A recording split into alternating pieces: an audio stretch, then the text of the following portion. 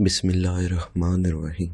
حرکت کا درخت، یہ درخت کہاں کہاں پایا جاتا ہے اور اس کے متعلق کیا واضح احادیث پائی جاتی ہیں اور یہ کس درخت کی قسم ہے، اس ویڈیو میں ہم اس موضوع پہ گفتگو کریں گے۔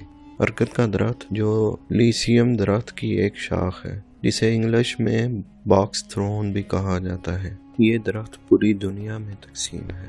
یہ زیادہ تر جنوبی امریکہ میں سب سے زیادہ پایا جاتا ہے، اس کے بعد شمالی امریکہ اور جنوبی افریقہ اور یورپ اور ایشیا میں بھی پایا جاتا ہے۔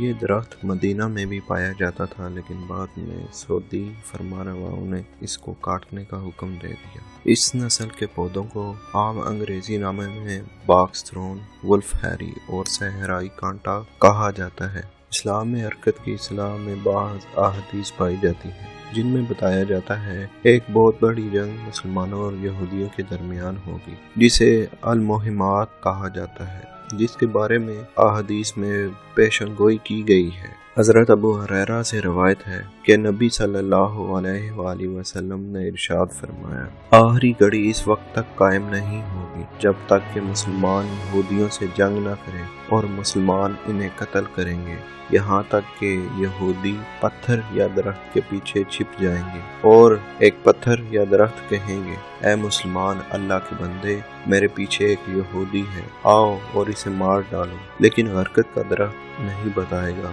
کیونکہ یہ یہودیوں کا درخت ہے اور اسے محفوظ کرے گا۔ یہ جنگ دجال اور امام مہدی علیہ السلام اور حضرت عیسیٰ کے درمیان ہوگی، جس کے بعد دجال مارا جائے گا اور اسلام ساری دنیا پر پھیل جائے گا۔ کچھ لوگوں کا کہنا ہے کہ اسرائیلیوں نے یہ درخت مغربی کنارے اور غزہ میں اپنی بستیوں کے ارد گرد لگائے تھے، جو انہیں حملوں سے محفوظ رکھیں۔